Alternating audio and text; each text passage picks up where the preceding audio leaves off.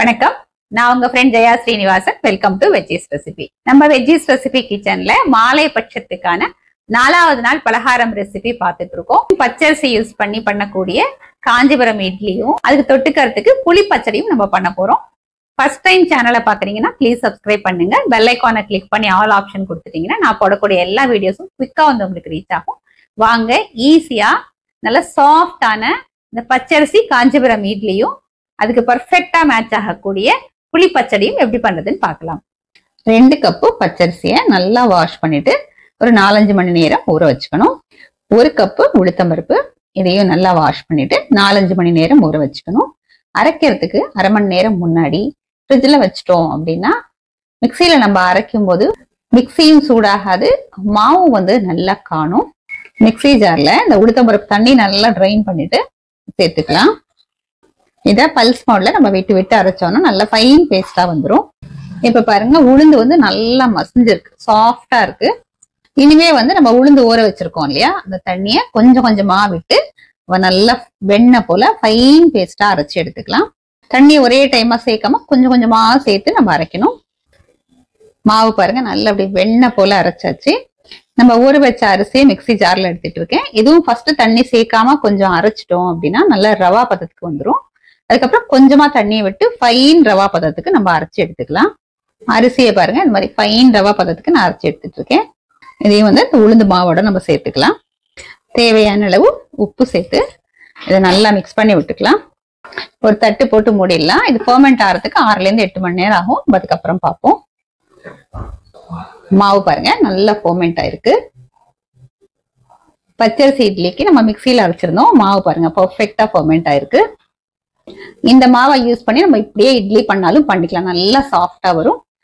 நம்ம இன்னைக்கு இதே மாவை யூஸ் பண்ணி காஞ்சிபுரம் இட்லி பண்ணலாம். இந்த மாவுல 1 டீஸ்பூன் அளவுக்கு சுக்கு பொடி சேர்த்துக்கலாம். ஸ்டவ்ல ஒரு பேன் வச்சிருக்கேன். இதுல 1 டேபிள் ஸ்பூன் எண்ணெய் சேர்த்துப்போம். நல்லெண்ணெய் அல்லது தேங்காய் எண்ணெய் எது வேணாலும் சேர்த்துக்கலாம். இதோட 1 டேபிள் ஸ்பூன் நெய் சேர்த்துப்போம். எண்ணெய் சூடானதும் 1 டீஸ்பூன் மிளகு 1-2 வந்து இந்த மாதிரி உடைச்சு வச்சிருக்கேன், இதை சேர்த்துக்கலாம். 1 டீஸ்பூன் ஜீரகம் லேசா கிரஷ் பண்ணிருக்கேன். 1/4 டீஸ்பூன் பெருங்காயம், 1 இன்ச் இஞ்சி தோல் சீவிட்டு கிரேட் பண்ணிருக்கேன். கொஞ்சம் கருவேப்பிலை. இது எல்லாத்தையும் எண்ணெயில நல்லா ஃப்ரை பண்ணிப்போம். அப்படியே இந்த மாவுல சேர்த்துக்கலாம். மாவை நல்லா மிக்ஸ் பண்ணி விட்டுப்போம். பாருங்க நல்லா மிக்ஸ் பண்ணியாச்சு. இப்போ இதை நம்ம நார்மல் இட்லி பிளேட்ல கூட நம்ம இட்லியா பண்ணிக்கலாம், இல்ல காஞ்சிபுரம் இட்லி மாதிரி இந்த மாதிரி டம்ளர்ஸ்லயும் பண்ணலாம். இந்த டம்ளர்ல வந்து லேசா எண்ணெய் அப்ளை பண்ணிருக்கேன். நம்ம மாவு விட்டுக்கலாம். 3/4 டம்ளர் அளவு வர்ற மாதிரி நம்ம மாவு விட்டா போதும். நான் இதை போல 2 டம்ளர்ல 3/4 அளவுக்கு மாவு ஃபில் பண்ணிருக்கேன். இட்லி பாட்ல ஆல்ரெடி தண்ணி நல்லா கொதிச்சிட்டு இருக்கு. உள்ள ஒரு ஸ்டாண்ட் வச்சிருக்கேன். இதுக்கு மேல ஒரு பிளேட் வச்சிடலாம். மாவு ஃபில் பண்ணிக்கிற இந்த டம்ளரை உள்ள வச்சிருவோம். நம்ம டம்ளருக்கு பதிலா சின்ன சின்ன கப்ஸ் டவரா கூட நம்ம யூஸ் பண்ணிக்கலாம். இப்போ மூடி வச்சிடலாம். இது ஸ்டீம் ஆகிறதுக்கு 12லேருந்து 15 நிமிஷம் ஆகும். நம்ம அதுக்கப்புறம் பார்க்கலாம். சின்ன நெல்லிக்காய் அளவுக்கு புளியை நல்லா வாஷ் பண்ணிட்டு வெந்நீர்ல 1/2 மணி நேரம் ஊற வச்சுக்கணும். இது வந்து புளி தண்ணியா நம்ம கரைச்சி எடுத்துக்கணும். ஸ்டவ்ல ஒரு பேன் வச்சிருக்கேன்.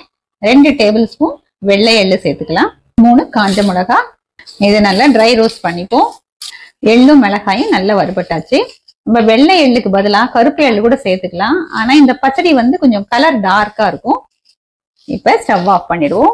இது நல்லா சூட ஆறினதுக்கு அப்புறம் மிக்சி ஜார்ல போட்டு நம்ம பவுடர் பண்ணி எடுத்துப்போம். ஸ்டவ்ல அதே பேன் வச்சிருக்கேன். 1 டேபிள் ஸ்பூன் எண்ணெய் சேர்த்துக்கலாம். எண்ணெய் சூடானதும் ஒரு 10 வெந்தயம். வெந்தயம் வந்து அதிகமா சேர்க்க வேண்டாம், கொஞ்சமா சேர்த்தா போதும். வெந்தயம் பொரிஞ்சதும் 1 டீஸ்பூன் கடுகு. கடுகு பொரிஞ்சதும் 1 டீஸ்பூன் கடலைப்பருப்பு, 1 டீஸ்பூன் உளுத்தம்பருப்பு சேர்த்துக்கலாம். பருப்பு லேசா செவந்து வந்ததும் 1/4 டீஸ்பூன் பெருங்காயம், கொஞ்சம் கருவேப்பிலை. எல்லாத்தையும் நல்லா வதக்கி விட்டுக்கலாம். நம்ம கரைச்சி வச்சிருக்கிற புளிஜலத்தை சேர்த்துருவோம். இல்ல தேவையான அளவு உப்பு சேர்த்துக்கலாம். ஒரு சின்ன கட்டி வெல்லம், இதை வந்து பொடிச்சோம் அப்படின்னா 1 டேபிள் ஸ்பூன் அளவுக்கு இருக்கும். 1/4 டீஸ்பூன் மஞ்சள் பொடி. இது நல்லா கொதிச்சு புளி தண்ணியோட பச்சை வாசனை போகட்டும்.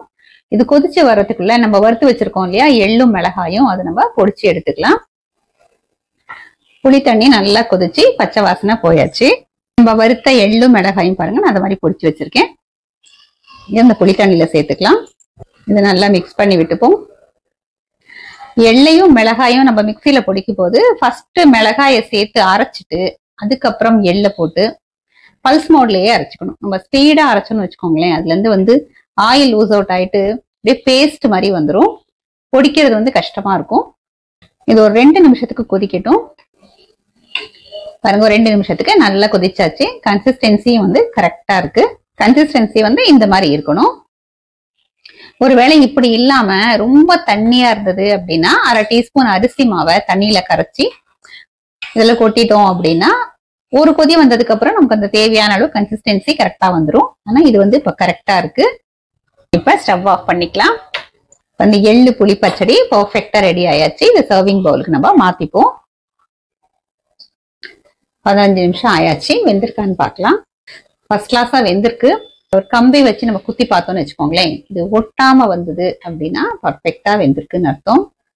கிளீனா வந்திருக்கு. அதனால நல்லா வெந்தாச்சு. நம்ம 3/4 டம்ளருக்கு தான் மாவு விட்டோம். ஆனா பாருங்க எவ்வளவு ஃபுல்லா வந்திருக்கு. இது கொஞ்சம் நல்லா சூடு ஆறட்டும். நம்ம அதுக்கப்புறம் இதை டீமோல்ட் பண்ணி நம்ம எடுத்துக்கலாம். கொஞ்சம் சூடு ஆறியாச்சு. ஒரு நைஃப் எடுத்துட்டு இதுல லேசா எண்ணெய் அப்ளை பண்ணிருக்கேன். ஓரங்களை லேசா அப்படி ஸ்கிராப் பண்ணி விட்டோம்னா ஒட்டாம அழகா எடுக்கிறதுக்கு வந்துடும். இப்படி கொஞ்சம் தலைகீழ பண்ணிட்டு லேசா அப்படி டேப் பண்ணிட்டு எடுத்தோம்னா பாருங்க இது மாதிரி ஈஸியா வந்துடும். பாருங்க நீட்டா ஒட்டாம அழகா வந்தாச்சு. இதையும் நம்ம இதே மாதிரி எடுத்துப்போம். இட்லி பாருங்க எவ்வளவு சாஃப்டா வந்திருக்கு.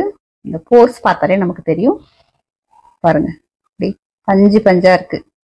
அப்படியே ஸ்பாஞ்ச் மாதிரி இருக்கு. நம்ம பிரஸ் பண்ணோம்னு வச்சுக்கோங்களேன், திரும்பி அப்படியே பவுன்ஸ் ஆகுது. அந்த அளவுக்கு ரொம்ப நல்லா இருக்கு. நம்ம இதை காஞ்சிபுரம் இட்லி மாதிரியே நம்ம கட் பண்ணி எடுத்துக்கலாம். இது இப்படி ரவுண்ட் ரவுண்டா கட் பண்ணி எடுத்துக்கிட்டோம்னா பாக்குறதுக்கும் அழகா இருக்கும், சாப்பிட்றதுக்கும் ஈஸியா இருக்கும்.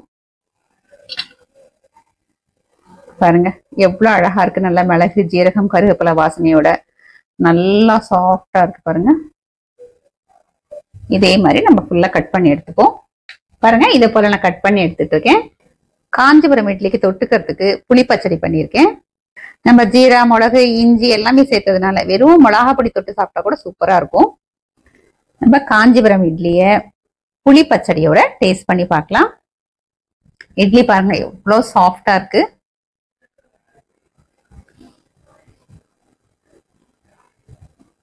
அட்டகாசமா இருக்கு. காஞ்சிபுரம் இட்லி நல்லா சாஃப்டா இருக்கு. கீழே வறுத்து போட்ட அந்த ஜீரக மிளகு வாசனையோட சுக்கு வாசனையோட ஃபர்ஸ்ட் கிளாஸா இருக்கு.